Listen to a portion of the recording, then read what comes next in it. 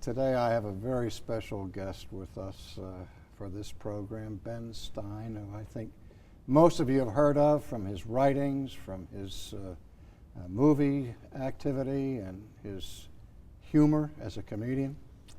But he has a new passion to which he has devoted himself in recent times, and that's the issue of intelligent design. And before we get into this conversation, Ben, I just want to remind our listeners of a phenomenon that took place a few years ago in America that shocked everybody in the literary world and certainly in the academic world, when this Cornell professor, Alan Bloom, wrote a book that rose to #1 on the best-selling list called The Closing of the American Mind. I'm sure you're familiar with it. I'm very familiar with it. I think and of course the thesis of that book was that in higher education in this country, there was a systematic closing of any inquiry for ultimate truth.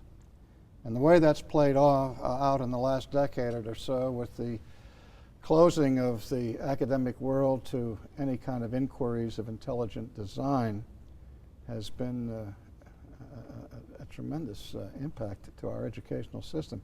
And you have produced a film, and the title of that film is Expelled. Is that right? Expelled, No Intelligence Allowed. No Intelligence. I didn't produce it. I am the narrator and host. It was produced by a very, very smart fellow named Walt Ruloff and two other very smart fellows, but I'm the only well-known on-screen talent in it. Talent in quotation marks. Well, we were playing around with the staff here before you came in, and I asked them a question that nobody knew the answer to, and I said, anyone? Yes, exactly. Yeah, that made me famous. It took about 30 seconds to change my life. Yeah, I think your audience may be interested to know what intelligent design is in the first place. And it is the hypothesis that life did not originate randomly, not by random mutation and natural selection, but that there was some design involved by an all-powerful designer.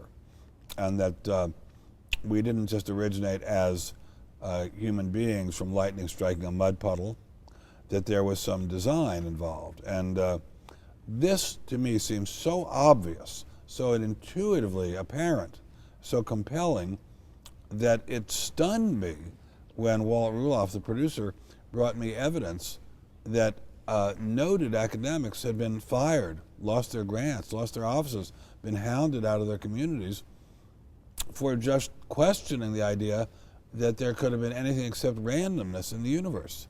And I couldn't believe that was really happening in America, but it most assuredly is. Oh, it's there, and it's there with a vengeance, as you know perhaps better than anybody right now.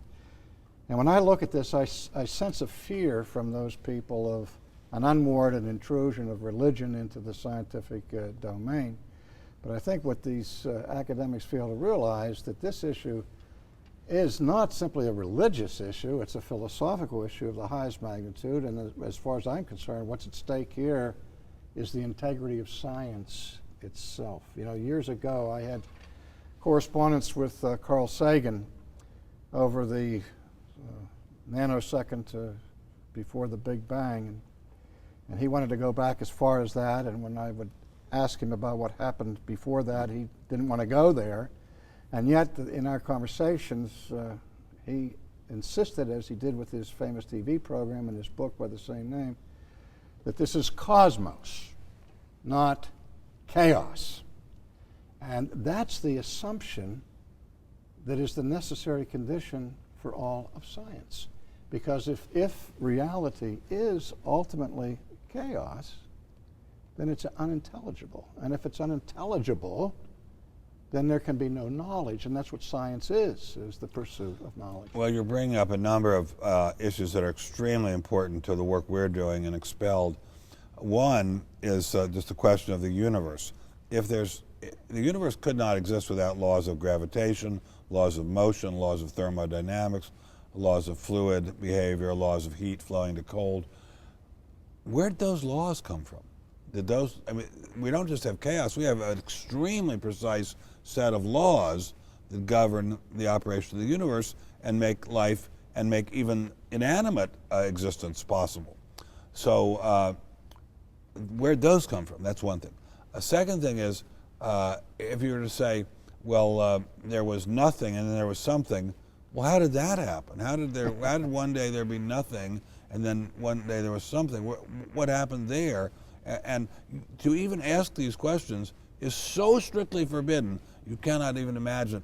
And if you were to go to one of these, if you were a professor, assistant professor seeking tenure, and you even asked this question, you'd be out the door. In some circles, it's certainly true. And it reminds you what happened in the 16th century with the great scandal with the church during the Copernican Revolution, where the bishops refused to look in Galileo's telescope, and we've heard of that black eye for historic Christianity. But what's often overlooked in that issue was that was the same posture of the reigning astronomers of the day. Yes. They wouldn't look either because their pet theories were being smashed by the Copernican Revolution. And I think but there's there's two more issues that you're raising.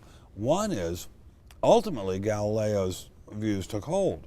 Ultimately, he was, after some harassment, some considerable harassment, allowed to continue with his work. In today's world, people who question the dominant Darwinian orthodoxy are not even allowed to continue their work. If they want to continue their work, they've got to get out of Dodge and go to a new place and do their work there. Second thing, though, is there was no constitution in the days of Galileo or Copernicus. Right. We have a constitution guaranteeing freedom of speech. We have a constitution guaranteeing no established religion. If there's freedom of speech, that implies freedom of inquiry. Why can't we have freedom of inquiry? That's a very troublesome question. Second thing is, we do not want to have an established church in this country. I think we all agree that we don't want to have Presbyterian church or the Jewish church or the Muslim church as the established church. We don't want to have the Church of Darwin as the established church either. We don't want to have the Church of Darwin saying you cannot do anything that contradicts any inference by any neo-Darwinian. And yet that's the church that is dominant in America's colleges and universities. That's frightening. Well, you know, Ben, every scientist has some kind of epistemology, some kind of theory of knowledge, and most of them are reluctant to examine those foundational premises that they use to come to their particular theories. And I remember when I was a young student, one of the most important formative books I read was The Metaphysical Foundations of Modern Science.